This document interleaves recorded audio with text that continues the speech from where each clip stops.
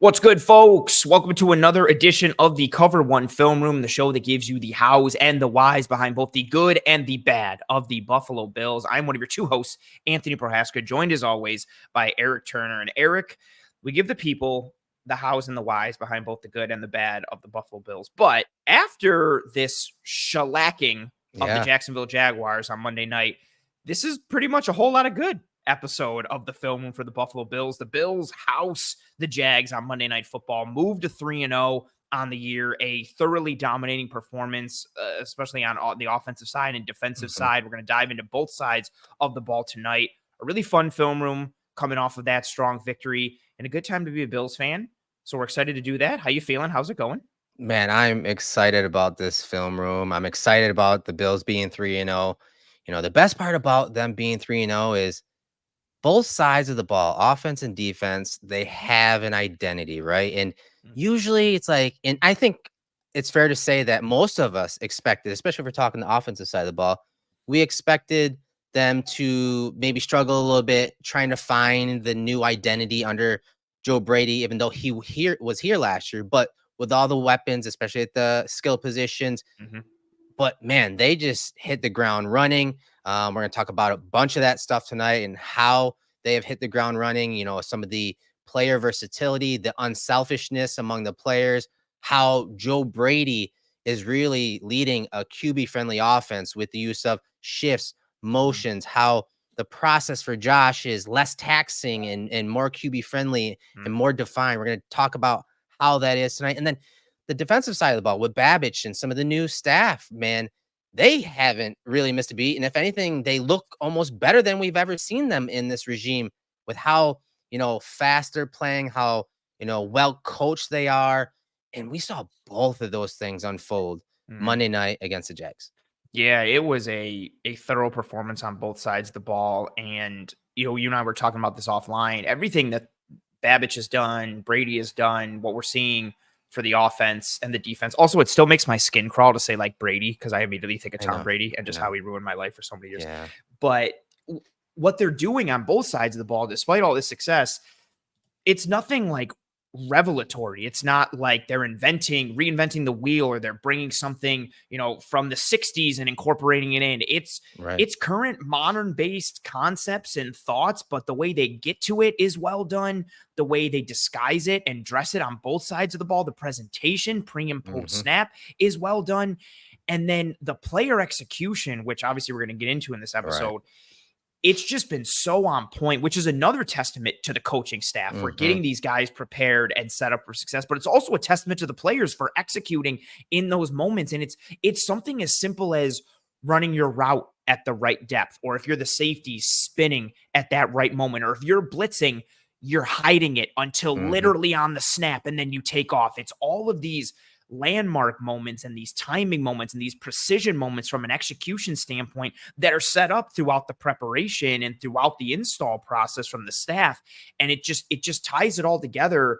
And again, it's not, when we describe it and talk about it, like, it makes it sound so simple. Oh yeah. So like, you prepare, right? And then you execute how you prepare, but it's so hard to do that consistently and to do it in a way that allows everybody to play fast and execute. And it's just been really impressive to see them, like you said, hit the ground running on both sides of the ball. Because, despite Brady being here last year, we've talked about it so much, his first year, fully as the full OC, first full offseason as the OC. And then defensively, granted, everything stayed in-house with Babbage, but new D-line coach, new linebackers coach, new CBs coach. You've got two new safeties. You lost your entire starting second level, which included two all-pro players in Taron Johnson and Matt Milano. All of these new pieces, and it's just seemingly right now fit together very well, both in theory and in practical application. And it's a huge part of why the Bills are 3-0. Yeah. And so let's start, Anthony, on the offensive side of the ball. And again, every team runs the same concepts.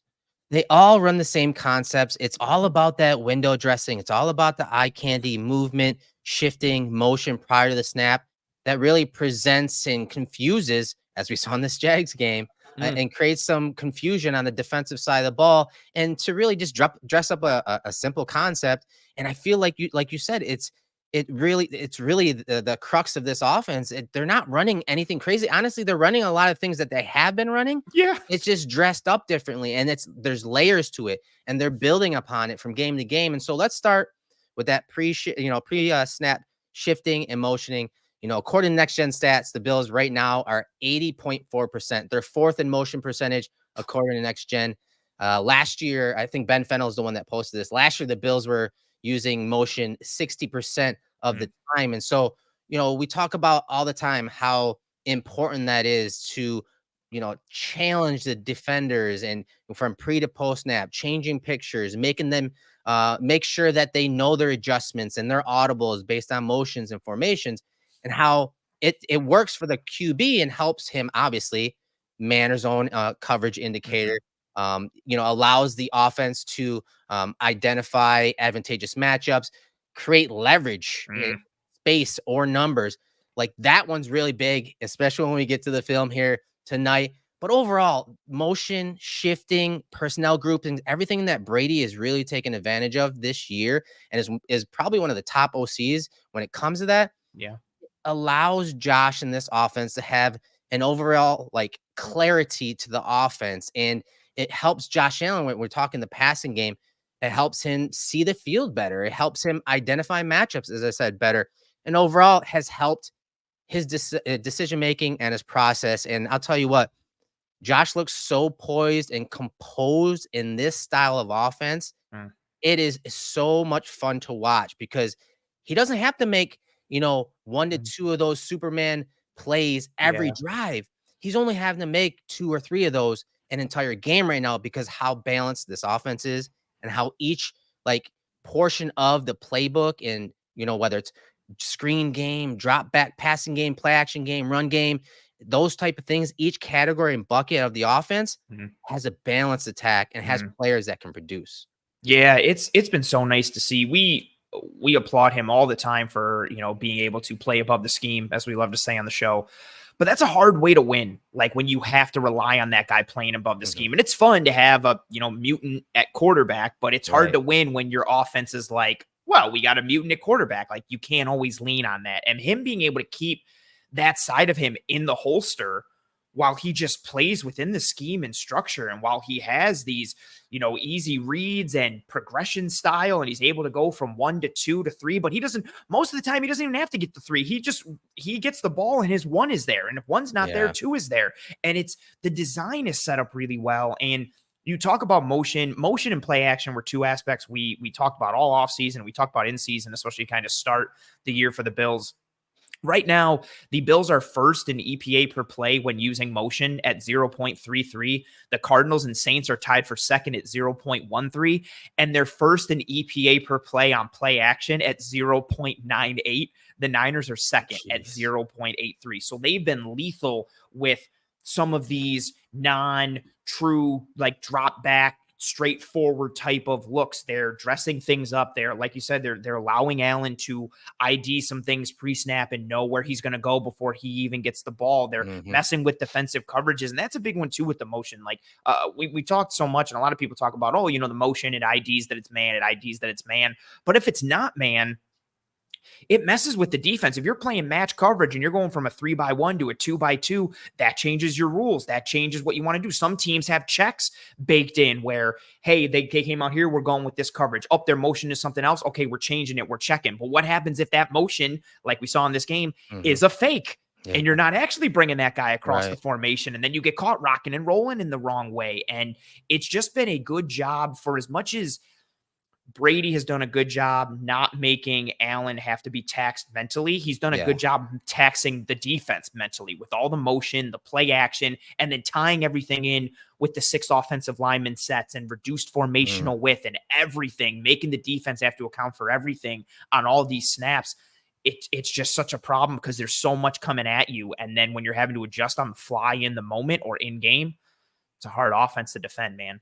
Yeah, it's one thing even talking about, defending it on the field, but think about the game planning aspect of having to match all the different personnel groupings. You mentioned the extra offensive lineman, all the empty sets where you don't have a running back on the field, which the Bills run a bunch, 0 running backs, 1 tight end, and 4 wide receivers. And so having to match that, game plan wise during the week is taxing on the staff, on the scouting staff, on the coaching staff. And then again, once you get in the game, okay, the Bills, that 6 offensive linemen, bringing Alec Anderson in, we saw it a bunch in this game. Yeah. And the tendency, according to True Media, when the Bills bring in 6 offensive linemen, is for them to run the ball at 84.6% of the time. When they bring in 6 offensive linemen, when they bring in Anderson, they're running the ball. That's 11th overall, according to True Media. In this game, what did they do? They passed the ball, which we're going to break down. So Brady knows, okay, hey, we're going to show this run tendency with the extra offensive lineman. Oh, guess what? It's 1st down too. We like to run on 1st down. Guess what? We're throwing a deep crossing route to Keon Coleman for a touchdown. Which is also why we talk about the run sets up the pass, and why, a run. Yep. And a run for, a run on 1st and 10 that only gains you 3 yards and everybody's yelling into the ether because running is stupid. And like the metrics say, pass the ball, it can lead to something later. It's all part of that plan and that process. And you hear Brady talk about it all the time. Just because a play doesn't work in that type of situation doesn't mean that you don't gain intel. And so you get to see how they're going to match up personnel wise. You get to see how they're going to match up with coverage on the back end. And so again, they may show run tendency with 6 offensive linemen, but when they pass the ball, they have a 75% success rate, passing rate. That's 4th overall in the NFL through 3 weeks. So tremendous. It all matters, as you said, man. And that's what's been so much fun about this offense. It's very diverse. There's a lot of versatility. The standard doesn't drop when the 4th or 5th wide receiver comes in, or the backup running backs come in. They still have to execute everything that the starters have to do, and they have been. They have been called, in on some big moments, and they've produced. And that right there just really, again, harkens back to the coaching staff and how well and prepared this staff has made these players, and when it comes to game time. So, Anthony, I want to get to some of this offensive film here. So we're going to start off right here. First play of the game. And this is a play that just goes to Cook up the sideline. Very simple play. And honestly, the Bills have run this as the first play of a game several times. They, for some reason, they love to run it against the Jets. I'll say, and Gabe Davis is always great at running that little interference route that Mac Hollins runs here. And so this is just another one of those example of the plays that just, it's a simple play. It's a play to get Josh in rhythm. You get a little pre-snap, motion by Cook. Hey, are they, showing man or zone coverage? It looks like they're playing man coverage. And again, you're just getting a curl rail route, curl wheel route, whatever you want to, call it. And post-snap, all Josh has to pay attention to is this guy right here. Is this guy, the defensive end right here, going to rush as he does? Or does he peel out here? Because if he peels out, then this rub right here means nothing. And it's going to be very difficult for this concept or route concept into the short side field to work. But obviously with him rushing and this linebacker having to work over the top, this rub is the perfect call. And Mac Hollins, it's one of his elite traits, man. He sets a mean rub and does a great job of, not getting penalties, and you get an explosive play pretty much right to start the game. And that's I feel like this, if we talked about this for Mac Hollins in the offseason, so many people would yell at us for being homers because of like highlighting this aspect of his game. This is a legitimate skill. And we've seen this type of action for the Bills result in points and points be taken away because they've gotten called for, pass interference or, obstruction on their end. It's a legit skill to understand where to go and how to obstruct a guy legally without actually making contact. We saw it last week on the slither touchdown to James. Identifying who to set the rub on. That's a skill too, man. That's football IQ. Yeah, dude is smart. He understands his role. He does all the dirty stuff here. And again, it's fun to talk about the pre-snap man ID from the motion. You fake that tear motion, which is nice. And you get, okay, it looks like man coverage, sweet. And then it's a good throw from Allen and good job by Cook. Great job by Brady. But that Mac Hollins piece is so important. And it's also, again, you scouting your opponent and understanding who the Jags are. Going into week 2, the Jags played the most cover one in the entire league. That has continued through this week. They sit at a 54% cover one usage rate, which is crazy high. And this game, so much of the pre-snap motion and what they were doing from a leverage standpoint was to take advantage of the man coverage they anticipated seeing from Jacksonville and then taking advantage of it like we saw in that opening play. Once that happened to start the game, I was like, this is going to be the whole game. Jacksonville's in trouble if it stays like this, and it did. Right. And here's another play, just simple window dressing prior to snap, 4th and 3 here. Again, that swing route, fake orbit return motion, and just swinging it out to Shakir. And honestly, it's funny because like most people are like, okay, this has to be man coverage, but not necessarily. With Shakir going over here, this makes the top side of the screen kind of like the passing strength. So it's hard to tell if it's actually true man coverage. They honestly could just be having him travel so that they could set up, their passing coverage against the passing strength. Either way, it taxes number 22, and it taxes this guy right here, Cisco. They really don't know what they're doing here. And you see 22 just completely get lost there. And it's an easy play. An easy what play, Anthony? I mean, easy button play. Yes, an easy button play. A play for Josh Allen and this offense to easily convert in something that really doesn't tax Josh Allen all that much. He just needs to identify, where the open space is, where the leverage is, and it's for Shakir on that swing route for the first down. I feel so bad for 22 for Dorian Jones. Like they're banged up on the back end. Tyson Campbell's out. Darnell Savage is out, and you can see 22 doesn't even look up. He is looking horizontally because he just assumes Shakir is going back across on the orbit. And so he's like, okay, let me get behind Aluakon. Let me get around. And then literally he puts the brakes on and is like, which way did he go, George? Which way did he go? Which way did he go? And he's just, like slams on the brakes. And by that time, again, it's 4th and 3. Like this gets even bigger yardage to what they needed just to get the first. But this is a nice, easy button play. Like you said, there is no processing and all this hard decision-making from Allen or any like superhuman level ability that he has to make happen here. All he has to do is see what's going on, and he sees Shakir. And then you highlighted Cisco there. Yeah. Cisco going across with Knox. You even see Devin Lloyd, 33 right there. He's calling out the cross and the over from Knox. You almost have, what like happened last week. Yeah. Mesh concept, running back leaking out. And so you're thinking, okay, here comes the mesh. It's going to come to Cook. Like they're building upon things we've seen them do, even going back as far as the preseason. But now you're adding this to it. Again, another good example of the bigger picture that we're talking about and why things connect and why things matter. And when you run a play, what it can mean for later, because now you're adding another level to it. You're adding another wrinkle to it, and it leads to a nice, successful play here for the Bills. Yeah, just awesome stuff early in the game to extend that drive, get that chunk play. And I mean, I got rid of the button, but I mean, let's keep it up there. Here's another easy button play thanks to pre-snap movement and really good scouting by the scouting staff. So you're going to see Shakir once again sell like he's going all the way across the formation. Look at he's like getting up, he's throttling up, he's accelerating like he's going to go all the way across the formation. And what that does is it causes these defenders to call a rock and roll coverage. So rather than, like you saw in the last play, have this guy chasing across the formation, they're just going to rock and roll it, have him drop down, and then he'll go replace him in the post. Well, obviously at the snap, motion at the snap, it changes and you see Shakir just bounce back out. Now look at the leverage. Do they have a numbers advantage? No, it's only 1-on-2, right?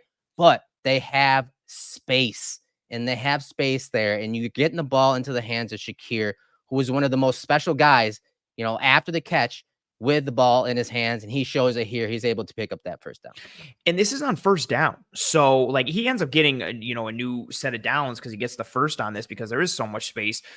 But even if Jacksonville plays it perfectly and they close down, at worst, you're looking at like 2nd and 2, 2nd and 3. Like this is just such a win because of the space. And that's what Brady has done so well this year. Like so much of football is just numbers and space and angles. And they're just taking advantage of the space out here. And even though it is, even numbers, it's 2-on-2.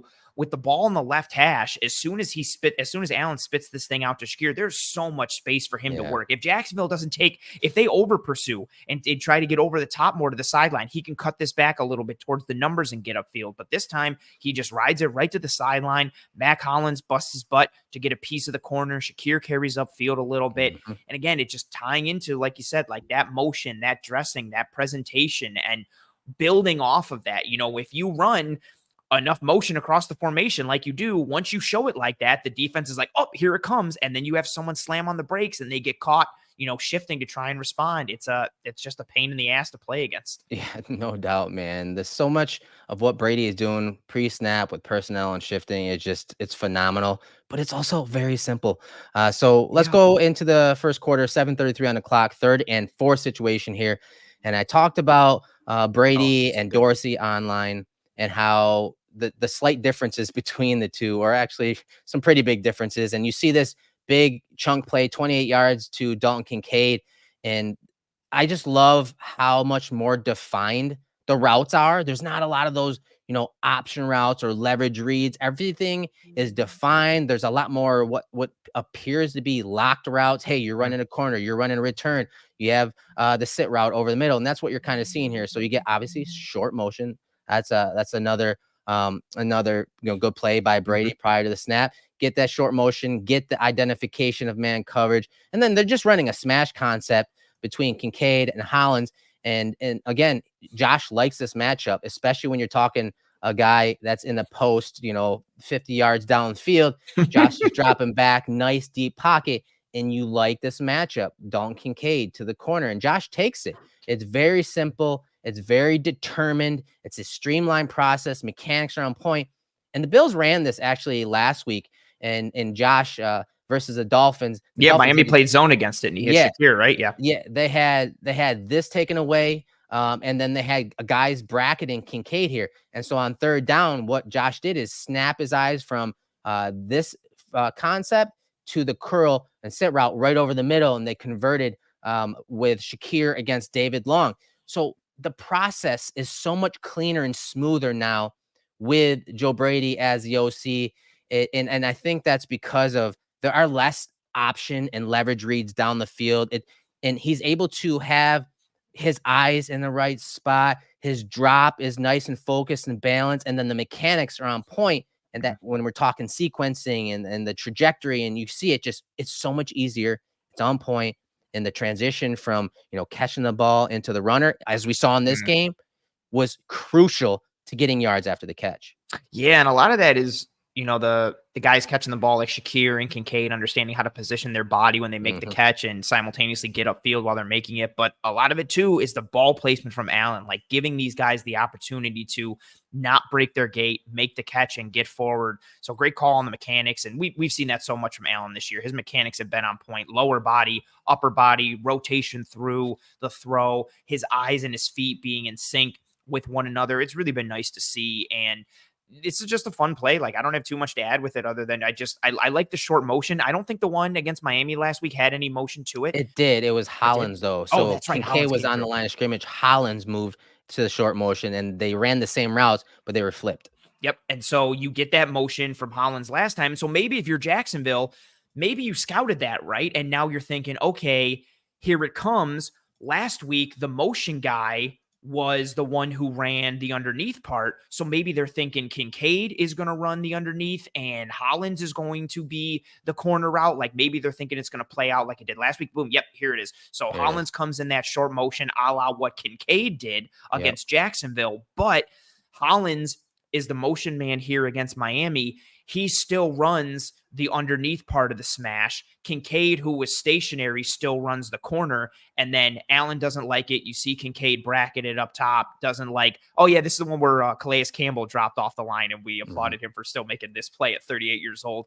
And Allen reads it out, gets to number 3, slings it to Shakir. Yeah, just such a nice throw, just almost like a slingshot or a catapult, the way he puts that through. And so this is just a little tweak. Now the motion man that you're bringing in is Kincaid, but instead of having the motion guy run the underneath, he's running the corner. And so if Jacksonville is keying in on that, now you're messing with the film study or the prep work that they put in. And even if they're not, it's just a nice way to create space for Kincaid. He short motions inside. He takes an inside release before banging it outside on the corner. And you highlighted, look at all the space. Like Kincaid has space against Antonio Johnson. And exactly, if he wants Hollins, he can hit Hollins here too. And this is probably an easy first down conversion, but Kincaid created so much separation. Allen takes the shot. The ball placement is there. Again, it's not the most complicated thing. It's literally like, hey, we ran this concept last week and it worked. Let's run it similarly this week, except we're going to change who the motion guys are and we're going to change what the motion man does. Boom, there we go. And then again, tying it, one last piece. Yeah. You know, we talked so much about Dorsey and the option-based offense and why that could be a problem. Showing it from Miami and then showing it the Jacksonville version this time of it working on the front side, you can see how everything naturally flows. Like, so Allen looks to his right, and he's got it, that right side read. He's able to look at Hollins. He's able to look at Kincaid. If it's not there, it's an easy, okay, let me turn right to the middle of the field. Like, you just get your eyes over here. It's not, okay, this didn't work. Let me go to the other side and try and see what the coverage is and see if that route concept is beating that coverage over there. That's hard. You and I talk about it all the time. It's hard to watch film and understand what the coverage is, let alone doing it in real time in the friggin' game. Like, so having to read it out all the time is tough. It's nice to see the progression-based nature also coming into play there. No doubt about it, man. And we talked about Allen and having to make, you know, a few of those big time plays, superstar plays a game now. He's not his taxed as often. Well, this was one of those plays because the Jags do a great job of defending this high-low to the top of the screen between Kincaid and Shakir.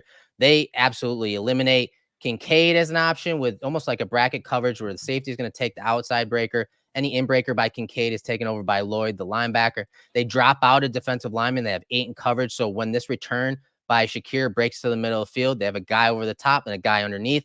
That was really the 1-2 punch that Josh wanted to hit. That's taken away. And so with 3-man rush, and Josh is looking to create, and he does a great job of doing that, getting outside the pocket. Amazing read by Kincaid. Watch him immediately go into scramble drill mode. You see Hollins go all the way across the field. They're in tune with their quarterback, and Kincaid separates along the back line, accelerates along the back line for the touchdown. Again, one of those plays that was defended really well. You know, the play concept didn't work, you know, by Joe Brady. So Josh Allen created 6 points on the back end of this play. Yeah, I like the initial idea from Jacksonville here. Like, dropping 8 into coverage is something we see from a bunch of defenses now, especially against the Bills in the low red zone. Like, flood the space with numbers, and if you can get quick pressure, cool, but you're playing coverage and you're trying to really squeeze every window and opportunity. Allen gets out the front door. Look at the throw. Look at where his body is. He's square to the line. He's still rotating through. You see Kincaid coming all the way across. Allen pins this throw on him, like right at his face. And Kincaid just snatches it, you know, stays in bounds along the back line. It's a great play from Allen. It's a great play from Kincaid. I love the hustle from Kincaid to immediately ID what's going on and get his butt across to get into support. And I also think what's interesting with this one too, Devin Lloyd, number 33, who's that inside part of the bracket right there, boom, who you highlighted. Just watch the difference in urgency of Kincaid coming across the field versus Devin Lloyd. Like, as soon as Kincaid sees what's going on, he's like, all right, let me haul tail and get across. You see the eyes for the Jacksonville defenders. They're trying to figure out what's going on. Kincaid is already seeing it. Kincaid hightails it. And then Lloyd kind of steps up, but then goes across and is kind of just like almost sauntering a little bit. Yeah, trying to figure out what's going on. Like, I don't know if he's going to get tagged with a loaf in film room this week, but just I didn't see the same sense of urgency from him that you saw Kincaid. And I think that was reflective in this game just in general. Jacksonville didn't seem like they wanted any parts of this game once they went down, and the Bills just stayed on that front foot. And again, just great highlight, QB friendly play by Kincaid. I should have looked up the numbers. We talked about it. We talked about it a bunch. Diggs and Gabe Davis were a significant part of the scramble drill for Allen. Kincaid actually was very successful with Allen as well last year. And we talked about those numbers in the offseason, and we talked about him needing to be a big part of it again this year. And you see it paying dividends right here, leading to 6 points and being a nice outlet. And Allen just making something happen. This is so frustrating too if you're Jacksonville. Like, everything's covered up. You've taken away everything first, like you talked about, and then Allen just escapes and makes some stupid throw to a guy who's open on the back end. Like, that just kills you and sucks your soul out. It's gotta suck, like you Yeah. said, on the defensive side of the ball. Because a lot of teams, what they do when the Bills are in the red zone and low red zone is they'll cover zero just to get the ball out of Josh's hands.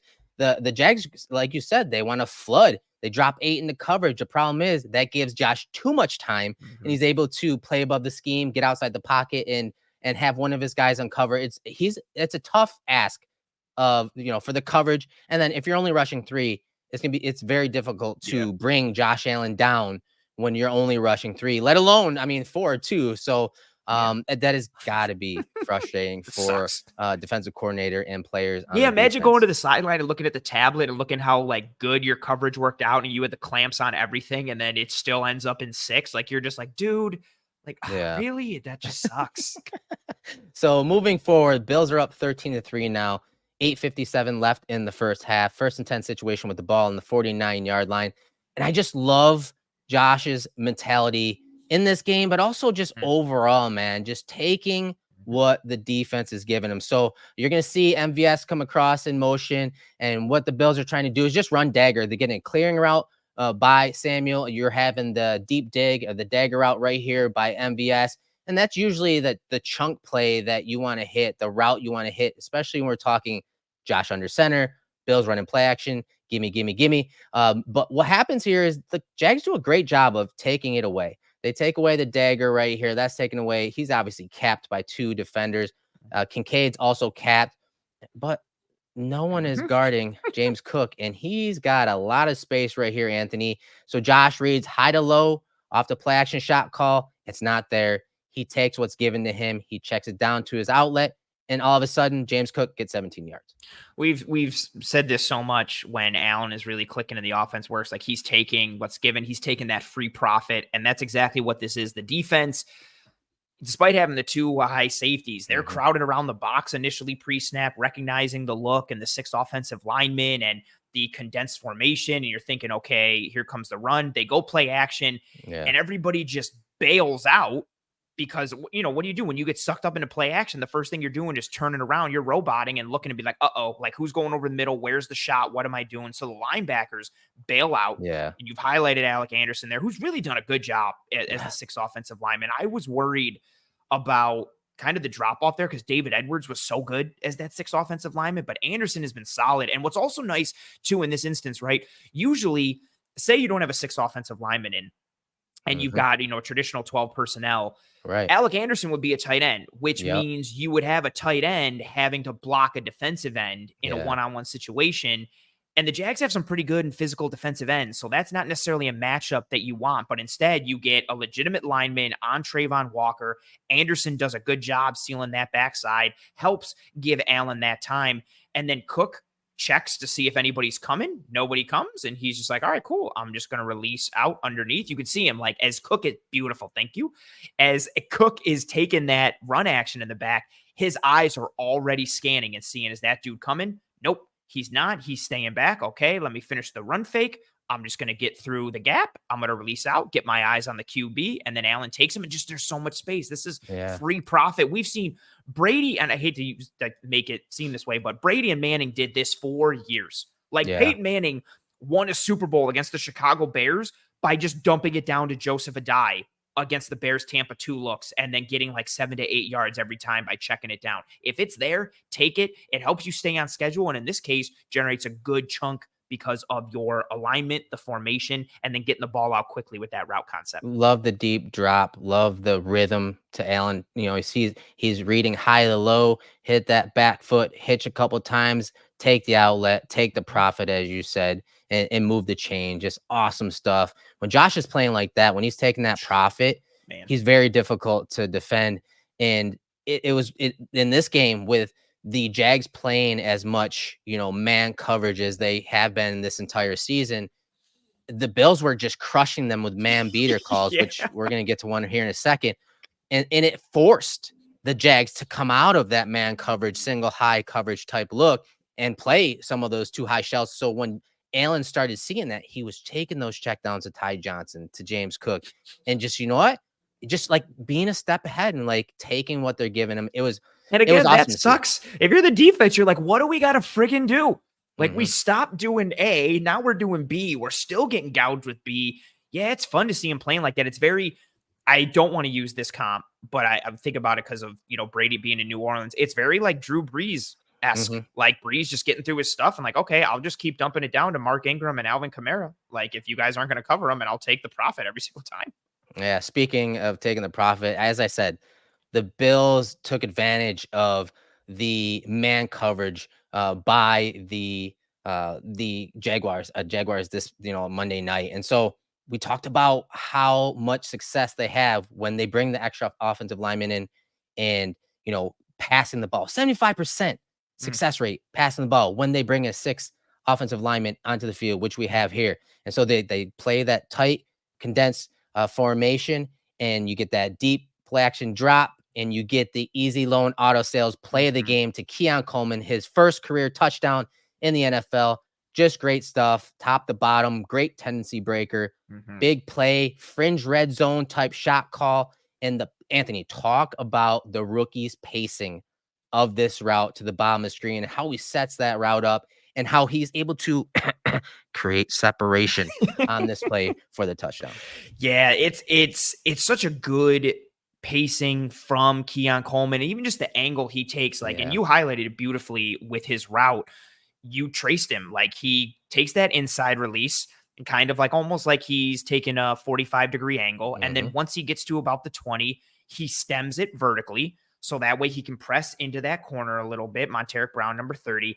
And then once he gets vertical for a couple steps, he bangs it across the field. And this is what really gets me. It's his pacing and the landmark depth that Mac Hollins hits on his over route. Yeah. This is some of the things, again, what we were talking about earlier with how on point everyone is offensively and defensively with hitting their landmarks. And I think a lot of times people think about it defensively, like, okay, this is what you're covering. This is where you got to get to. It also happens offensively. Like, this is where you're supposed to run your route. This is the timing of it, the pacing of it.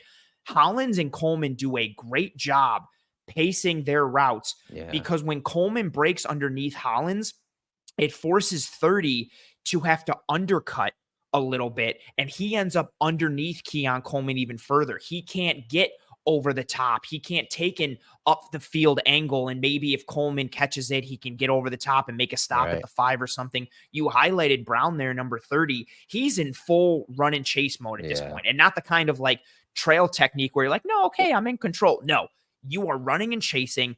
Coleman, because of how we paced the route and stemmed the route, created some separation on the break. And then that landmark of where Coleman and Hollins crossed Mhm. forced that corner to have to undercut that even further, which furthered the separation from Coleman.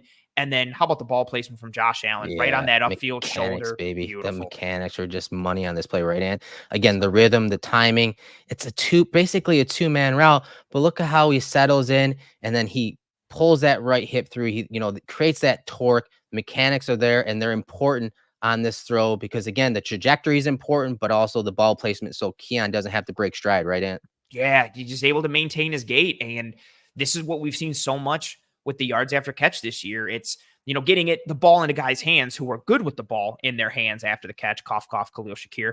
But it's some of that placement from Allen. It's something he's talked about for years. It feels like every offseason, but this year we're really seeing it come to fruition. And it made a big deal on this play. And then again, tying in the sixth offensive lineman, and I like what you mentioned it too, like this being a shot play on the fridge red zone. It's first down. If it doesn't work, you still got second and third down, Mhm. potentially fourth to try and generate a new set of downs for you. You get good protection up Yep. front. Look how sound the pocket is. Everybody manned up. You got Spencer Brown scanning as Max he helps protection, out man. Torrance. Yep, maxed up. You got two-man route. You got the run fake. Allen selling it. The defense is already buying into it. You've only got a single high safety. Like, Yeah. the separation between the second Everyone and in the third box, level. man. Yep. Look at the box count. Load in the box, the opposite of what we saw in the previous play, right? With that six Mhm. offensive lineman set where they stayed in a too high look. Now they're in more of a man coverage look. They're loading the box. They are playing run. They are selling out because they know that tendency that Yep. Eric that you talked about. They know, okay, here comes the six offensive lineman. We see the condensed set. The two receivers are Keon Coleman and Mac Hollins. Yeah. Mac Hollins is almost attached to the formation. Like, all of this screams Screen run. run. And Mhm. then you run fake. And what do? You hit a chunk play, you hit an explosive, and you get a touchdown. All these things combining to be to make it look easy and be our Easy Loan Auto Sales play of the game. And again, this segment, of course, sponsored by Easy Loan Auto Sales, who, regardless of your credit situation, Easy Loan can help get you behind the wheel and on the road to better credit. All of their vehicles include a 2-year, 24,000-mile warranty. And with 3 convenient locations in Buffalo, Lockport, and Niagara Falls, they can get you driving today. Go to easyloanauto.com to start your accelerated approval. This was a fun one. This is one that they chose. They wanted this to be the make it a look easy play, and it's understandable because the Bills made it look very, very easy. And again, one last piece on that, Eric, like, this is what your tendency does and what the run does, and playing off of that and using it to manipulate defenses. This is why it all matters and why you can run something now. And even if it sucks, it still can lead to a positive later because it tells you something and you build and layer and sequence. It's something Brady's been tremendous at. Yeah, it's been so much fun to watch. When you're able to look at film, look at stats, and realize, man, hey, everything about this personnel, everything about this formation, everything about the area of the field is telling me the run's coming. This is the tendency. The run's coming. And they use that against the defense. That's some special stuff, man. That's some awesome stuff from And that's how you just consistently offense. keep defenses on the back foot, because you defensively, you can't account for everything on every single play. Right. There are certain things that, okay, we're trying to take away this on this play. If A happens, we're trying to take away A. If B happens, we'll try and mitigate it. It is impossible to have an answer for every combination on every play. And if you're an offense, you want to make the defense think all those combinations are possible.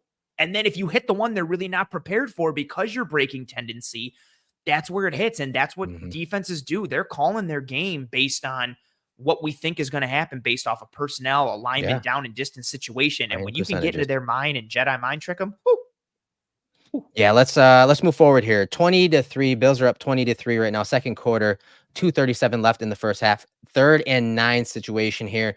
This is another one of those plays that we talked about earlier, Brady versus Dorsey, and how the process for Josh is so much easier, and Josh's eyes and feet and progressions are so much smoother. They're all in tune. This is one of those plays because, as we said, like on that smash concept, that they hit Kincaid for 28 yards. Same type of thing here. They get the pre-snap motion, and they're starting in quads right here. And you can see, I mean, you think this is man coverage? Look at everyone over here. So easy start to this. Okay, it's man coverage. Now, Coleman looks like he's kind of running speed out, but it actually looks to be a double move kind of up the sideline. And I think the corner does a great job of staying over the top and capping it.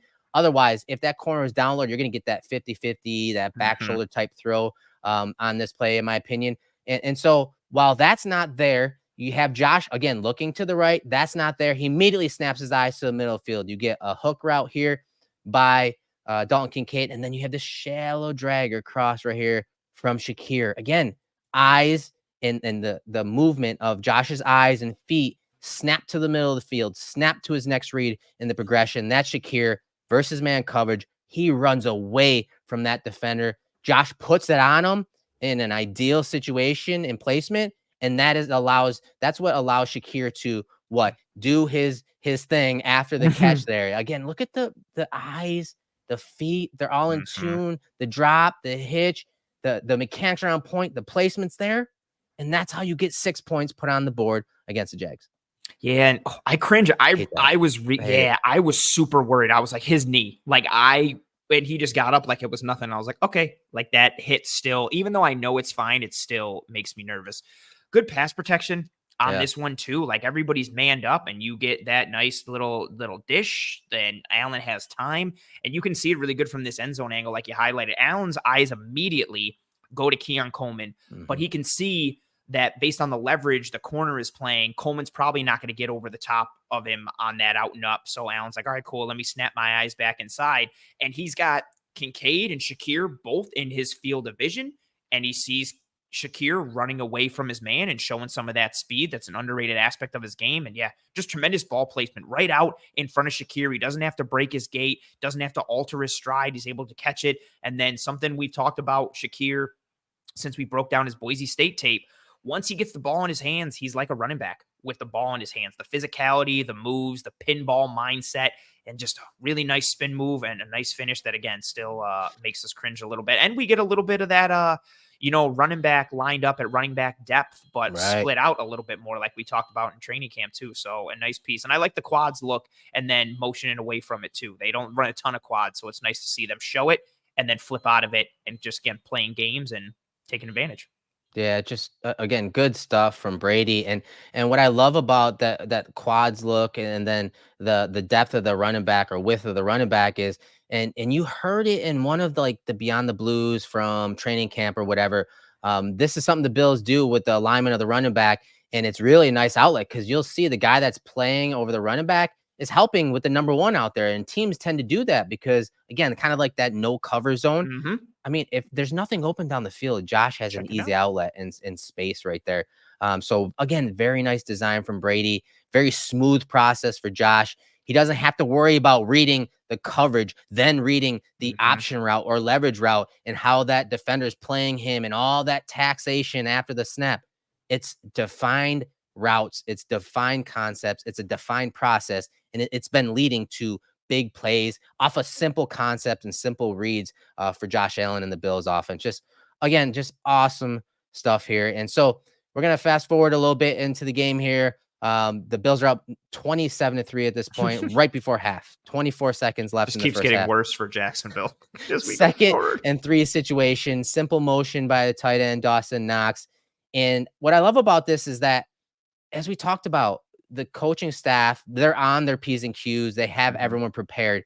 As we talked about, with the Jags, they love to play man coverage. They play man coverage 55% of the time in this game. Mhm. And it didn't matter who the Bills had in there at wide receiver, tight end, or running back. Here they have Ty Johnson as a running back, and they're running a corner route with him. Guess Mhm. what? The standard doesn't drop. They expect him to execute, and he does here. And you can see Josh kind of get outside the pocket. You get really nice. We saw this in training camp, and when the Bills are running these rail routes or these corner routes, vertical routes down the field, the running backs are doing a great job at the collision point of chopping Mhm. down the hand and getting outside the numbers, up the numbers on those vertical routes. And you can see Johnson do that technique on point. Josh getting outside the pocket and anticipating this throw as he's rolling left, and you get a dime to Ty Johnson. And from the end zone view, it's perfect, Ant, right? You're talking Yeah. anticipation, you're talking placement, not accuracy, placement on Mhm. the run. It was such a beautifully thrown ball. Johnson doesn't have to fight this. It's right on his hands. All he has to do is catch that soft pass and worry about getting the ball across the goal line and getting his 2 feet in for the touchdown. Yeah, nice little toe tap there from Ty Johnson, making the catch, being cognizant of getting that left foot down. He taps it in right inside that front corner, inside the pylon. The throw aspect is a little underrated here for sure. Like him rolling left, pressure in his face, and just kind of opening up and flicking this out there and leading Johnson away from the linebacker. Just like you said, ridiculous placement and good pacing and trajectory on the ball as well. Yeah. And it's also a good idea, at this point, both of Jacksonville's, linebackers have been banged up a bit. Lloyd is still in the game right now, but Aluakon is out. Yep. Muma is in. So you Found the attack. matchup, right? Yep. Find the matchup, Yep. exploit it, take advantage of that weakness. And this, Eric, I think ties into a little bit with that play we showed, the fourth down conversion to Shakir, where you talked about, 22 goes across the formation with him, and it could still, be something other than man. It doesn't necessarily have to be that. And you see on this one, when Knox goes across the formation, no one travels with him. Instead, they just bump it down. So maybe you're thinking, okay, maybe it's going to end up being zone, but instead it's man. They just pass down the responsibility. And the safety 26 takes Knox. Muma then takes Johnson out of the backfield. Muma tries to, create a collision point. And like you said, Johnson just isn't having it, continues to the corner, bursts through there, creates separation, and a really good ball from Allen. Yeah, awesome stuff from the entire offense in this game. As we talked about, Brady was maximizing, all the little things, the details prior to the snap, motion, personnel, shifting, finding those matchups, somehow finding those matchup advantages for the Bills and trusting that guys like Mac Hollins or Curtis Samuel or Ty Johnson were going to do the right thing, execute their technique, execute the proper route, and get to that open space against that advantageous matchup. The standard doesn't drop. And I love that, Brady stresses that because it doesn't matter who you are. He trusts the versatility and talent on this roster. And the entire offseason, it was talk about losing star players, Diggs and Davis, and how there's going to be a drop off and how Josh is going to have to carry and be Superman even more to elevate all of those guys. But what's funny is Josh is now distributing. He's more of a Yes. point guard now. And these other guys are not getting 5, 7, 10 touches, but the 3 or 4 touches they're maximizing, and they're doing all the little things in between to get others their 3 or 4 catches. And it just makes them so difficult to defend when you're adding that and all the pre snap stuff and the motion and the movement.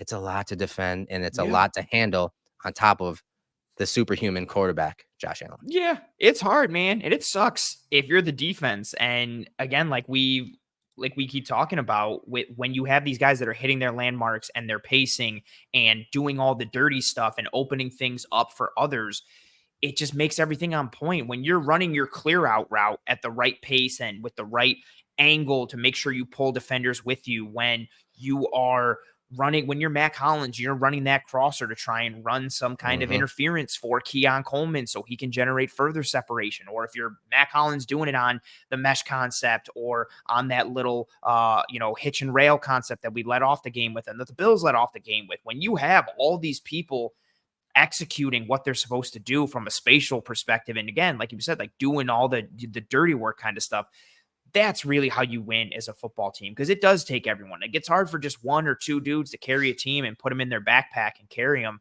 And the Bills are getting contributions from everyone, with starters, depth guys. People are picking up the slack and mitigating losses of guys who, are in theory ahead of them on the depth chart, offensively and defensively. It's just a real testament to this team. And we saw it with the offense in this game. And Eric, now we're going to see with the defense a Yeah. little bit. Again, a unit that I know for me personally, once Bernard went out, I've just been waiting for the other shoe to drop. I was like, okay, no Milano, no Bernard, no Taron Johnson. Eventually this is going to be a problem. And I'm probably Yeah. jinxing the hell out of it now going into the Baltimore game, but I keep waiting for it to be a bigger problem than it is. And granted, game script has kind of helped them a little bit with it, Definitely. but we really haven't seen the defense show vulnerability despite the injuries at the second level, despite all the new changes to the staff, despite a new safety combination and some guys working some things out. And the Bills defense really has been on point from a communication standpoint, an adjustment standpoint, and really just an overall play, limiting offenses. And they did it again against Jacksonville, consistently causing problems for Lawrence, taking away reads, hitting their landmarks and their spots with, much like the offense, sometimes just simple stuff defensively. We're going to show too high, and then it's going to be cover 3 buzz or cover 3 sky, but we're dropping at the last minute, or DeMar Hamlin's buzzing down and taking away that first read. Lawrence has to go to 2. 2 isn't there, and then pressure's getting home. It's not complicated, but it's working for right now. And another example of why this team is just clicking. Yeah, this was as you said, it was a great script for the defense, and especially for talking how this defense is built to defend the pass, not necessarily the run. The spins, the rotations, the timing of them, the timing of the rotations, the timing of the spins, the timing of the creeper pressure rushes, the Yes. timing of the blitzes. It's on point, man. Yeah. And they're doing, and it's guys, again, like we talked about on the offensive side of the ball, it's guys that aren't necessarily starters. The Ingrams, the Cam Lewises, Yeah. again, Hamlin coming back and getting in Yeah. on that. It's the disguise has been so good prior to the snap. We're seeing that timing and movement. It's more like a 5-man weave rather than a 2-man weave or 3-man weave between Poyer, Hyde, and Taron Johnson. Now you're getting all 5 involved that could spin to the deep half, that Yeah. could spin to the middle hole runner in Tampa 2. And So there's good. so much stuff that looks so similar, and they're getting to the same coverages. Again, simplicity, but still very complex when you're talking the timing of the spins and how they're disguising it.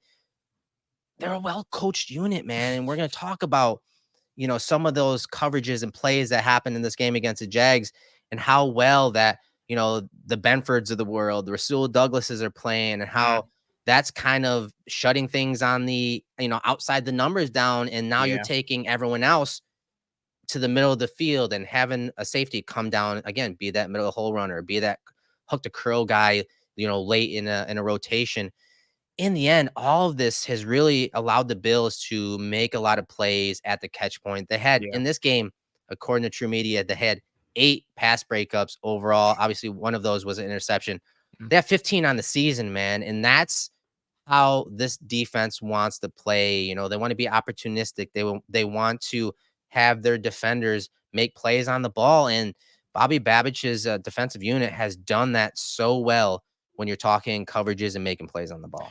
Yeah, it's just been so sound and such a well coordinated dance Yeah. defensively with where guys are dropping to, and like you said, the timing of all of it, like the safety spins you talked about, the creepers and the sims and the blitz, the the Ingram and Cam Lewis kind of sack in the first half. Like neither of them are showing it. Like Ingram doesn't even really look inside. He's just sitting like, here I am in the slot. Doesn't Psych blink. He's blitz. just hanging out. Yeah, just chilling. Like Yeah. they've done so well.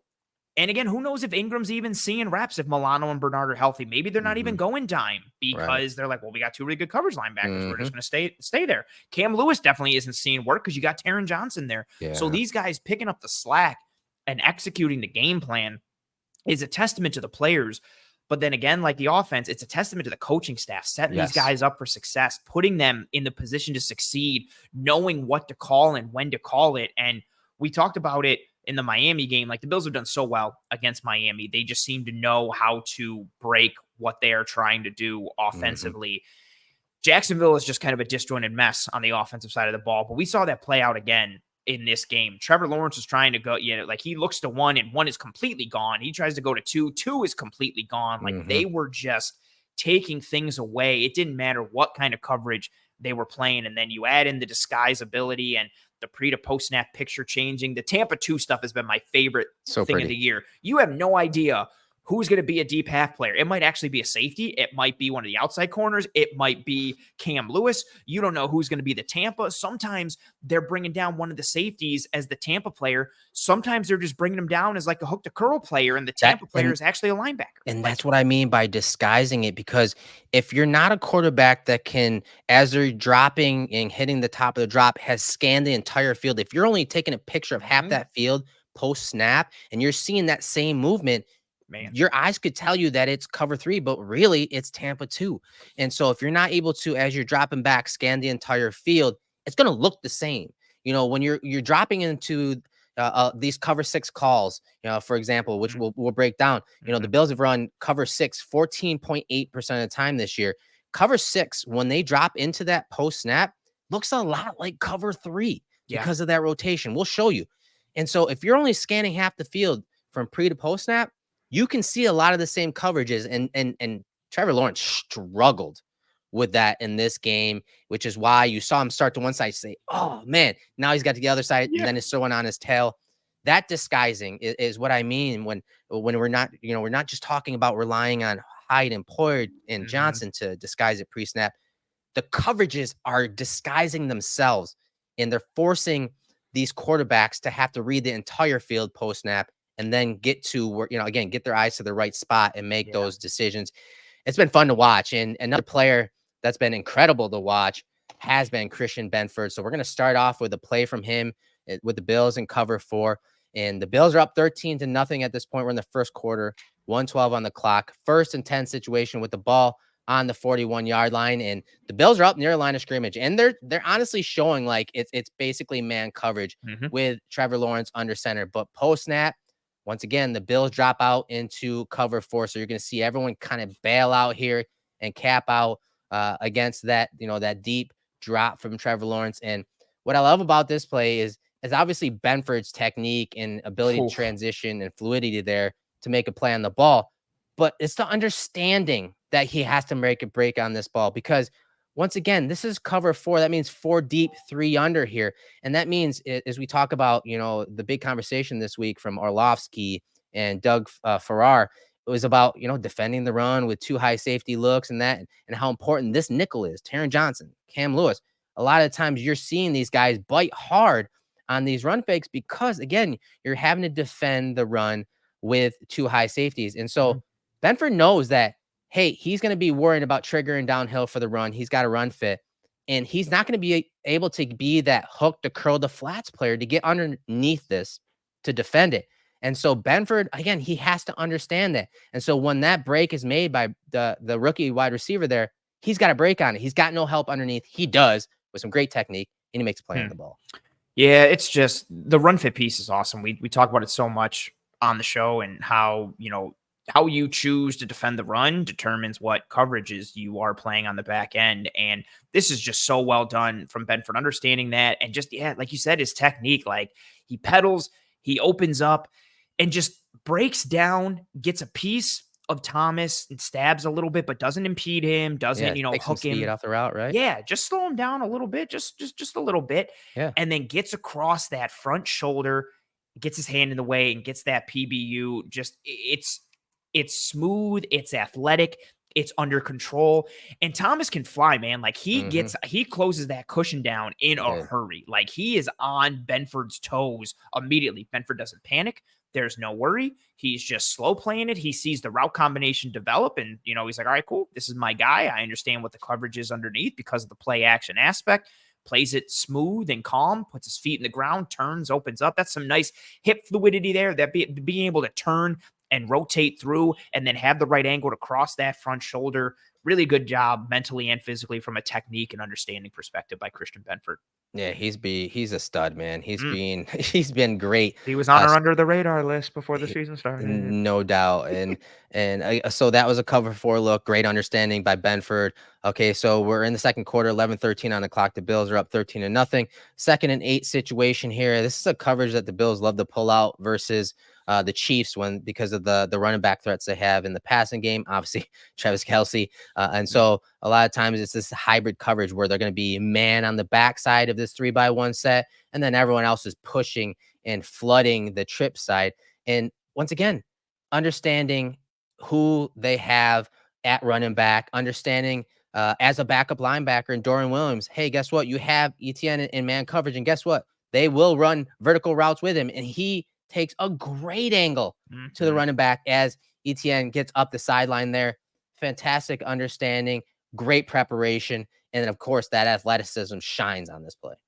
Yeah, this was one of his strengths coming out of Tulane. We talked about his ability to kind of play man coverage against tight ends and running backs. And his biggest area of opportunity was, zone coverage and understanding match coverage concepts and where he has to be.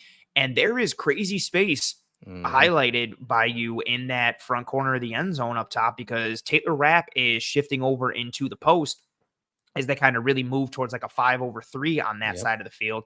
Douglas locks down Strange, which I also don't like if you're Jacksonville, because I don't know, is Strange really going to threaten Rasul Douglas? Douglas is just chilling there. Like, he doesn't care. So Douglas locks down Strange, and it's a good job. You see Dorian immediately, like, he takes an angle directly to Etienne, but then sees him going up the sideline there on that wheel, and watch him just, oh, okay, let me adjust my course. Let me open up and get upfield. And like you said, takes a really good angle, gets on that near hip, squeezes him to the sideline, squeezes him to the boundary, and eliminates some of that airspace. This was really well done from Dorian Williams. And again, similar to Benford, doesn't panic. The ball is in the air. He's not freaking out. And he's against a dude also like Brian Thomas. Etienne can fly. So that's a great job by Dorian Williams. Yeah. On to the second quarter, 5:30 on the clock. Bills up 20-3.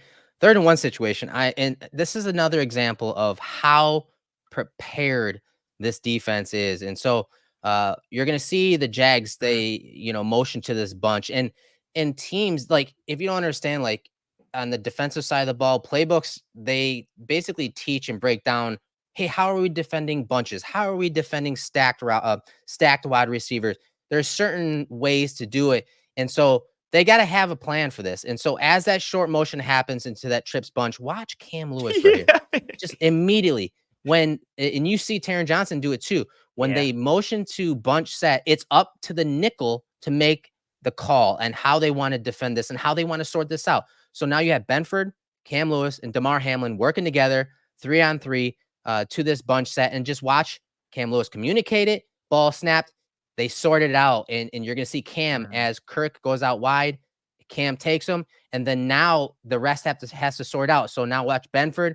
He unfolds. He takes the outside guy. The inside guy is Hamlin's guy. It's sorted beautifully. You get a little extra help on any type of crosser from Balin Spector. Once again, well prepared, and they sort this easily. And then you get the pass rush. You get Lawrence out of the pocket, and they force 4th down here.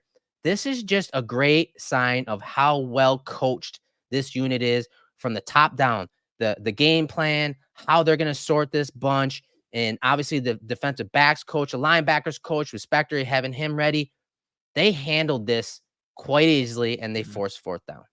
This is part of what we talked about earlier when we were talking about the Bills offense, right? Like when you're motioning, and it could be a short motion, you're going from a 2x2 to a twins type of look, or you're motioning across the formation and creating a 3x1, or, going from, a 3 to a tight bunch there. It can change your coverage rules. It changes your structure. It's possible, like you have highlighted there, say Kirk goes to the flat, and they don't sort this correctly, and Hamlin is the one who's going to take Kirk. Kirk has that leverage to the outside. That's an easy completion. Again, like you said, this is 3rd and 1. All they need is a little check down. That's it. Just get a yard. That's it.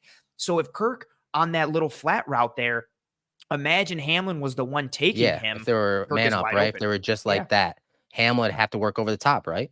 Yeah, he'd have to work over the top, which creates that natural rub, which gives you more than the separation that you need for Kirk to have the first down. But they sort it so well, like you said, and everything is blanketed. I think that's too, like, there is no one open. Benford is all over his man. Hamlin is all over his man. Cam Lewis is all over his man. It's not like, well, they sorted it well and so came open. No, they sorted it well. Everything is done. It's covered on the backside underneath by Rasul Douglas. Then you've got Rapp over the top. And then also a good job too on this one from Dorian Williams. He blitzes, but as he goes, you can see him check the running back, because that's his responsibility. So he eyeballs him a little bit, sees that he is staying in the block. He's like, okay, I'm shooting my gun. Yep, gets through and just nonstop. He's doing the whole, his head is back, chest is out. He's pumping hard, trying to heat up and run down Trevor Lawrence. So that's another aspect too. And another example of what we talk about all the time here, the coverage and pass rush playing together. So you get a good job up front and generating some pressure, but just an unreal job on the back end by just a starting safety who a lot of people didn't want to be the starting safety, and a backup nickel. Just amazing stuff. Like we can't stress how amazing that handling and sorting. That's of hard. That That's hard. We see they took away the play. They took away Kirk immediately. All three. And we see guys mess that up all the time. Like, the defense screwed up the banjo. And a lot of times it's just on 2-man concepts. Like, it's just a 2-man switch. Right. You have the tight bunch. You've got 3. And again, it's not like, well, it's 3rd and 11 or it's 3rd and 8. It's 3rd and 1. So if you mess up in the slightest way, dink, completion, new set of downs. They take away all the airspace on a 3rd and 1. Like, that's unreal, man. Again, poor Jacksonville. Like, that, this game just sucked for them so bad. I love watching this defense, man. They're so well coached. So second quarter still 1:31 on the clock, 27-3 now. Bills are up by 24 points. 3rd and 10 situation here. And just another example of how well coached this defense is, and the timing of guys like Jamarcus Ingram, and not selling, not showing that he's rushing here, as we talked about earlier. And then watch Cam Lewis to the bottom of the screen, time that perfectly as the ball's being snapped. And again, I will add kudos kind of to like the last play where they had that bunch sorted out, and they had leverage everywhere on every single one of those routes. The Bills did a good job. The scouting staff did a great job of understanding how the Jags were going to sort this with a 4-man slide this way. They were going to lock Rousseau, and then this guy was going to come across to pick up Ingram. And that's how you get, this free rusher here. That is scouting. That's good scouting and how they're going to win against this pass protection. But kudos again to guys like Cam Lewis to, time that perfectly. And I know you like this little fake here by Smoot and then dropping out. And so you get the pressure off the edge. And I know Sal Capaccio asked Ingram about, rushing the quarterback here. And he gave an answer, and I'm going to summarize it to the sense that, hey, we knew that the quarterback loved to step up into the B gaps and step up. And so when he saw that Etienne was coming to pick him up, he didn't want to run by him, allow him get out that front door there. He wanted to, again, go to the depth and flatten. And that's why he took this line to Trevor Lawrence, threw Etienne out of the way, and him and Ingram and others meet at the quarterback. This is just awesome stuff. On top of, if you're talking about the back end and what they're doing, again, dropping Smoot out, dropping Spector out, and just dropping into, that cover 3 type look. Again, simple coverage presented differently, creating pressure on this, on this blitz. Fire zone blitz. Man, this is some nasty stuff, and there's so many layers to it, Anthony. Yeah, there really is. And you see the coverage guys play into the sticks. You see Benford up top. You see Rapp in the slot there. Look at I would say Spectre, get out of great there, job dude. by Spectre relating to number 3 and just erasing him. Gets on him, gets his hands on him, not impeding him, not drawing a flag, but his hands are on him. He's erased him. There's nowhere for Lawrence to go. Again, you're playing the down and distance. You're playing the sticks. Lawrence can't fire this ball out because Rapp and Benford are sitting there. If he wants to spit it out quick, those routes are going to get jumped. Plus, the receivers aren't even looking. They're not ready to settle because they're trying to get their routes past the first down so they can get that first down. Spectre takes away the middle. It's so good on the back end, and it's a really underappreciated part of it. The front for me is what does it. The timing, the execution. Jacksonville has enough. They've got their 5 offensive linemen plus Etienne. So they've got 6 to block 5. But because they 4-man slide, you've got 2 on Ed Oliver, and then Smoot holds that guard for a little bit. And watch the timing here as Smoot drops out, Vaughn spikes. So as that right guard scans, boom, he gets popped right there by Vaughn, who now takes up another 2 blockers. So you have completely changed the map. The Jags had a +1 in their protection. You have erased that, and you've created a free runner. And basically, I got like a little 2-man game there with Vaughn as a spiker and Cam Lewis as the looper. And he takes an angle right at Lawrence, bears down on him. You've got Groot pushing the left tackle into the backfield. Ingram taking that angle that he took that you talked about, meeting at the quarterback. It, again, another example of a coordinated dance that you've got from this defense. And if you're looking at things pre-snap, right, you highlighted that track. If you're Trevor Lawrence, you might see this and you're like, okay, Cam Lewis is manned up on Travis Etienne. Like, he's going to have that responsibility, and it looks like it. And then as Lawrence puts his foot down, it looks for the ball. Cam is like, psych, and he's coming. Like, great timing by Cam, great timing by Ingram, good timing by Smoot to do enough just to hold that right guard. And we talk about dirty work. How about Von Miller, right? I'm just going to spike inside and take up these 2 dudes and let someone else get free. And that's what happens. Just really nice. And if you're doing this with your front, like you're playing games with the front and games on the back, it's so hard. And Babbage pushing the right buttons, pulling the right levers. We talk about disguising coverage all the time. Now they're disguising their fronts. They're pairing the blitz packages with the coverages and all the disguising. And it's all in the name of changing the pre to post snap picture. You're gaming up protections. You're taking away route distributions. Just nuts, man. And arguably your 3 best defensive players are out. At least 2. Like Milano is, I love Christian Benford, and I know a lot of people love Rousseau and Ed or whoever. Milano's a legitimate all-pro. Taryn's a legitimate all-pro. Those to me are your 2 best players. They're out. Your next dude, who's the quarterback of the defense coming into this year, is also out. And you're just like, whatever. We're still going to game up offenses on the back end and the front. Like, that's wild to do. Like, that's hard, man. Yeah, that's what I said, man. Top to bottom, scouting, personnel, how they, again, attacked the protections, and then how the staff implemented it, and not just implementing it into the game plan, but making sure the players know how to time it and where they need to drop.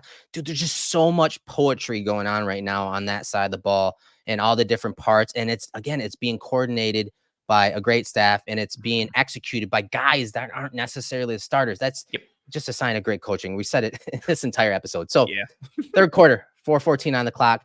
Bills are up 37-10, 1st and 10 situation here. And it's a play. We talk about creeper pressures and sim pressures all the time, but usually the Bills like to drop into kind of those cover 3 type creeper pressures, maybe sometimes palms, 3-over-2 type stuff.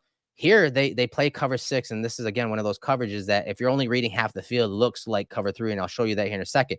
So what they're doing is they're sending Dorian Williams, they're dropping Spectre to replace him, and they're dropping Von Miller right here into the underneath area, and they're attacking the protection. They're attacking Cam Robinson, and they're attacking the running back here with Dorian Williams. That's what creeper pressures and simulated pressures do. They attack protections. They find advantageous matchups, and they felt in this game, because we saw it several times, that the Bills linebackers or add-on rushers such as Dorian Williams, they could get that advantageous matchup against the running backs, Etienne on this play. And you see the timing once again by Dorian.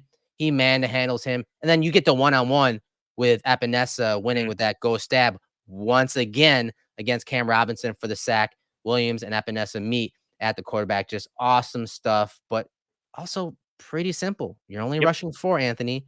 It's a different 4, but you're also attacking the protection. So good job scouting, good job implementing it into the game plan and executing on the field. Yes, I love Sims and creepers. I think they are an absolute necessity for most teams in today's day and age when in terms of combating the pass. And look what it makes Jacksonville do protection wise. So you've got the 5 offensive linemen, but you've also got the tight end attached, and then you've got Etienne. It's basically like a 6.5 man protection. They slide to the right. The tight end is trying to chip or provide some help on Von Miller, but Yep. Von drops out. So the tight end's like, oh, okay, cool. I guess I'll release. But initially, you've got basically like a 7-man protection. And then because the tight end releases, it ends up playing out like 6. So that's why I called it 6.5. So you've got like 6.5, 7 dudes to block 4. And then you look at the path that you highlighted. Daquan stunts and goes through. He's occupying 3 dudes. Like you've got more than enough bodies to block this up and wad this up if you are Jacksonville, but you don't. And then it creates one-on-ones. Dorian goes through Etienne. We get a nice little ghost stab from AJ Epinesa and then dips under the hands and then plays through, gets a little hands to the face from Cam Robinson. Doesn't matter. AJ plays through it, flattens, meets at the QB with Dorian. And you highlighted Spectre previously on that end zone angle. Like, look how Spectre's gaming that up a little bit. You see Jacksonville communicating. So it makes sense, right? Spectre is going to walk down a little bit over the inside shoulder of that right tackle. So it makes sense to 4-man slide to that side because you've got Austin Johnson on that side. You've got Von Miller on that side. You've got Spectre. And then you have Daquan Jones on the inside shoulder of the left guard. So it makes sense from Jacksonville's perspective, but that's the Bills gaming up that protection, understanding your protection rules and attacking it. And it's funny because that's what Jacksonville's defense did to the Bills last year in London. Yeah, that is true, man. That is totally true. And we talked about how, late in the game here with the Bills up, they don't want to be playing those single high type creepers, the cover 3 type looks. They still want to play those 2 high coverages to cap any explosive plays to keep the offense at bay here and minimize those explosive. And so I talked about cover 6. And so you're getting, quarter player, and then to the bottom, you have a cloud corner right here this is the cover 2 side, deep half safety. So that's cover 6, quarter, half, right? And so again, you're minimizing the explosive plays while still gaming up and attacking the protection of the Jags.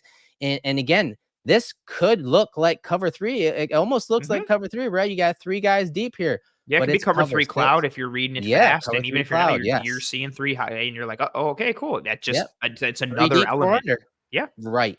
And so again, if you're reading half the field, it may look differently to the quarterback. And honestly, and Lawrence is looking to the top of the screen. He does have a guy open here, but because of the pressure, because of the spin and how it looks similar to another coverage, he obviously holds on the ball, doesn't pull that trigger when there's a guy open, over the second level. It just, there's not enough time. The Bills gamed it up perfectly and they're able to get home on that play. Just awesome stuff, man. And it continued in this game, even with the Bills up in this game. So here, the Bills they're playing cover 0, right? They're going to show blitz. They're mugging everyone near the line of scrimmage. You got Balin Spector as a linebacker up here and Dorian Williams mugging those gaps. They look like the Vikings here, like some Brian Flores stuff right here. Yeah. Ready to and bring then, so they're showing cover 0 blitz here, but watch what happens post snap. Nope. They drop out into zone coverage. And they're just playing cover 3. Now you get a post safety, deep third, and then 4 under. And so again, they're taxing Lawrence here, and they're spacing out all these route concepts very nicely. So now Lawrence is looking to the left, and here's your flats player, and you're going to see the tight end try to kind of wheel up the sidelines into a second route. Watch the hinge. Dorian Williams, technique, beautifully hinge. Get your eyes on the quarterback. He's in the passing lane. The ball goes up and over. Dude, great stuff. Again, game plan wise, the disguise prior to the snap, showing cover 0 man, then dropping out to cover simple cover 3, and it just confusing and taxing the quarterback, and he ends up throwing it high and out of bounds. And this is all you're trying to do. Like anything you can do to add add beats or add seconds to the quarterback's drop. Like make him hold the, if he's trying to get it out at 2.25, you're trying to make him hold it to 2.5. If he's trying to get it out at 2.5, you want to make him hold it to 2.75 or 3. Like let that pressure kind of get home. Affect the And quarterback. yeah, affect the quarterback however you can, physically, mentally.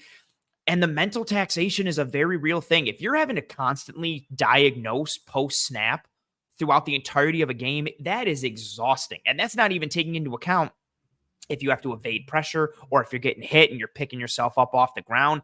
And you highlighted Dorian here. Dorian does a really good job. We showed him in man coverage on Etienne on that wheel route earlier and, attacking him, getting to that hip, and then turning and running upfield with him. This time he drops. His eyes are right on the tight end, peeks into the backfield, and instead of turning and running with them, because they are in zone coverage, that hinge, like you said, is beautiful. He opens up. He has that ability to still get upfield, but now he's opened himself up to the quarterback. He's got eyes to the QB, which is what helps him stay in that lane, stay in that window, jump up, try and make a play instead of turning and running, keeping his back to the QB, not knowing where the ball is, maybe giving the receiver an opportunity. That's a really encouraging sign from Dorian, who, like we talked about on the show, his biggest area of opportunity is from a zone coverage standpoint. Yeah, just another great play scheme. If he's clicking in zone coverage, like you're done. If you're playing the Bills, like if he's good there, you're done. Like you had no shot. His eyes were in the right spot. His athleticism was highlighted, and then the technique, dude, he was on in this game. Yeah. So final play of this breakdown, 37-10, Bills are still up, obviously. Fourth quarter, 11:55 on the clock, 1st and 10 situation. And this is something we saw a bunch in camp. And so you're going to see to the top of the screen, you're going to see Rap as a down safety. And then right as the ball snapped, you're going to see Rap spin to the post, and you're going to have Hamlin drop down on this pressure here. And so as you talked about earlier, boom, like you see a pressure coming from Cam Lewis, and Trevor Lawrence is like, man, do I have to throw it hot? And if I do, here's the out route right here. But Hamlin's right there. It's taken away. And so Lawrence has to move on his progression. He has nowhere to go. He's under duress, and Tuhill brings him down for the sack. Just aggressive, movement by the safeties, and they timed it. And Hamlin drops down into that perfect spot to take it away, but it's still cover 3. Yep. It's simply cover 3. It's just another variation of their creeper pressure. Again, you got 3 D linemen rushing. You have a defensive end dropping out in Epenesa, and you're bringing the nickel here. It's simple, but the rotation and timing was money, and how these safeties are rotating down into these windows and taking those passes away and those options away has been sublime through 3 weeks.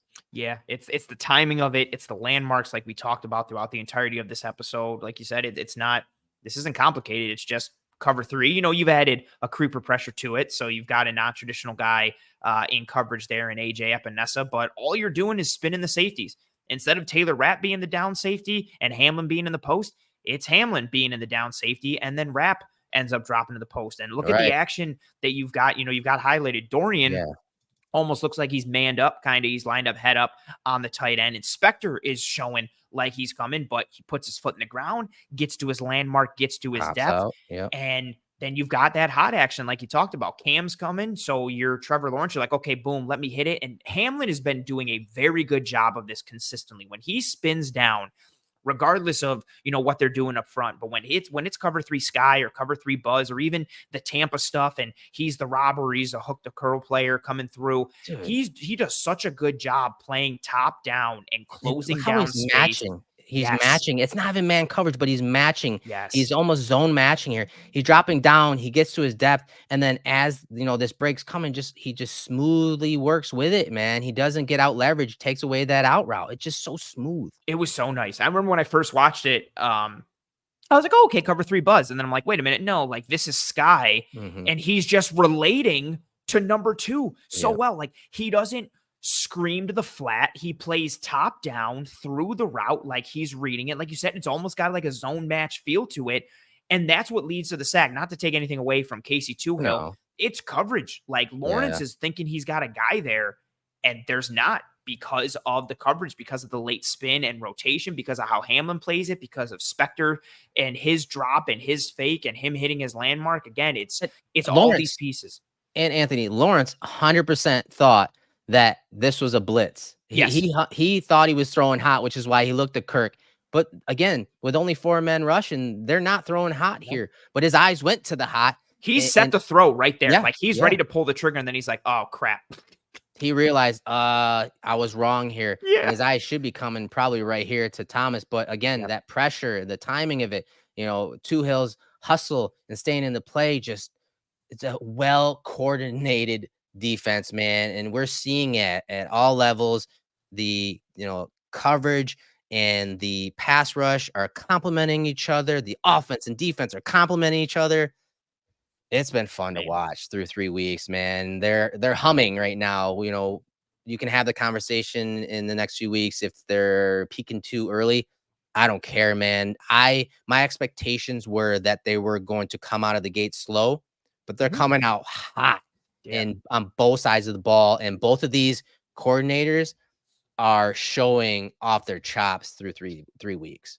What's nice too is like if that thought is like, are they peaking too early? Are they showing too much? Everything that they're showing, because it's simplistic, they're not showing anything that Mm-mm. nobody like doesn't know already. Like they're playing basic coverages, but how they get to them and how they rotate and the little wrinkles and layers, they can do that through the entirety of a season. Same thing with the offense. Like you can play those tendencies Right. and motion and formation and personnel. And then also an aspect that we didn't even show, they have a really good run game. Whether Yeah. it's Josh Allen as the +1 by design or as a scrambler, or just with the actual running back run game. Like, so they've got all this versatility baked in with what they can do. It's been really exciting to see how they've started out this year. I was in a similar mind frame as you. Like, I was like, okay, let's let everyone settle in. Let's see what they can be. And then, especially with the injury to Milano, and then Taryn goes Mhm. down in week 1, like, okay, let's let things settle further. And for them to be 3-0 and the kind of 3-0 that they are right now is really impressive. And doesn't get easier from here. Going to Baltimore, prime time. Then you got the Texans. Then you got the Jets. Like you got 3 games on the road against 3 teams that believe they are a power in the AFC. And so there's going to be no rest for the Wicked as they continue to kind of improve and find themselves. But yeah, it's just been really fun to watch them schematically, especially, Mhm. you'd say it all the time. We're film junkies and how we watch the tape. Like it's just so fun to see this level of scheme and structure and how it and what they're doing with it and how they're using it. It's a weapon in and of itself on both sides of the ball. They are Yeah. winning with scheme and structure. This is not to take away anything from any individual player, but No. they are winning schematically on both sides. And that makes film study a hell of a lot of fun. Yeah, through 3 weeks, they have identities on both sides of the Yeah. ball. Usually that takes time, but they already, showing off their chops and who they are as offensive and defensive units. Been fun. Yep. Obviously, big matchup coming this week. Still got some scouting to do against the Ravens, but Yes. this film was so much fun that I'm still gonna be going back to it because there's some great now individual efforts that we can go look at when Yes. you're talking Spencer Brown, obviously Von Miller, Solomon. Yes. Like there's some individual players that we weren't able to get to tonight because again we wanted to highlight how well both of these staffs and units have really coached up everyone. So still some Absolutely. more work to share on social Yeah. media I'm and in our so behind. Discord channel, Stupid, man. stupid Monday night game throwing us out of whack. Like, yeah, you and I were talking offline. I've got my notebook full of timestamps of stuff I Mhm. want to post. Like Spencer Brown's got a couple for me. Deion Dawkins had a couple nice Wow, reps as yeah. well. Like, but the turnaround time for all of this, yeah, and then again falling kind of to the Hmm. backdrop with how well they have done schematically. It's a fun game, and yeah, I'm excited to see what they continue to do against this Ravens squad, who has a bunch of talent on defense.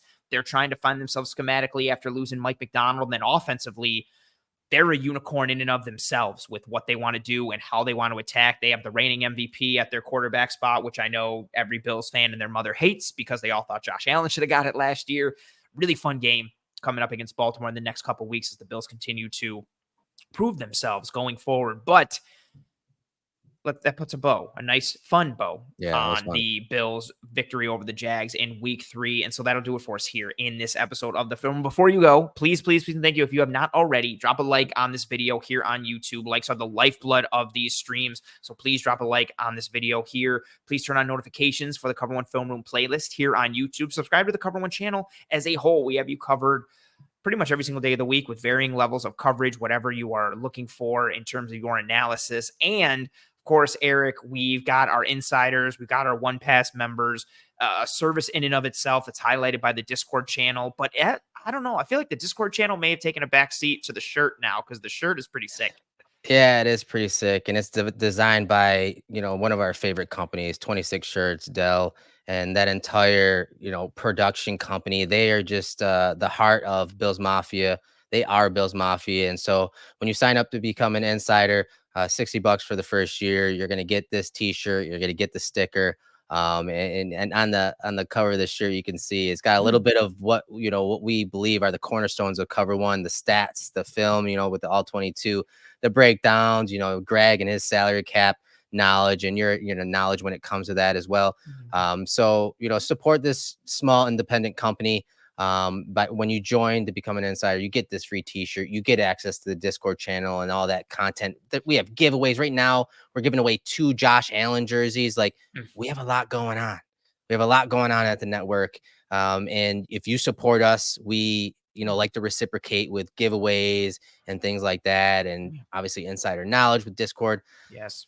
It's fun to be back in season. Yeah. And I tell you what, this breakdown against the Jags was a great way to kind of put a cap on that Monday night game, that primetime game. And we couldn't thank you guys enough for tuning in tonight, tuning in later down the road. Yes. Either way, whatever you can do to help support us, we'd appreciate it. Yeah, whatever form or fashion your support comes in, it's greatly appreciated. Whether it's a like or turning on notifications or rating a review on one of the podcast apps or platforms, or word of mouth and kind words to one of your friends, whether they're a Bills fan or just a football fan in general, telling them about the brand or the channel. Or if you're a One Pass member or an insider, which is tremendous as well. And it's also nice too to be able to like plug stuff that you actually believe in. Like the Discord channel is sweet.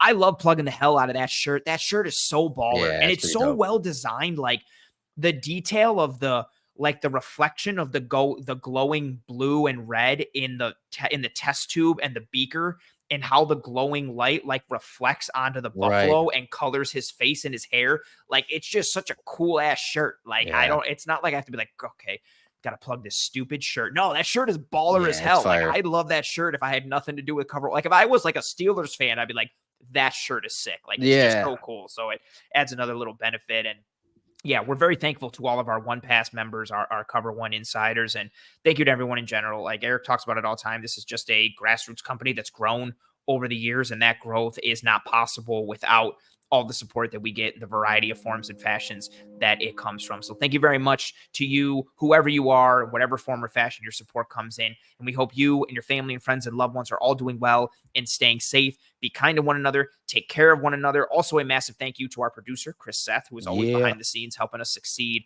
every single week. We could not do this without him. So thank you to Chris. Thank you to all you folks. We will see you next week for another edition of the Cover One Film Room. But until then, I'm Anthony Prohaska. That's Eric Turner. Godspeed. And as always, go Bills.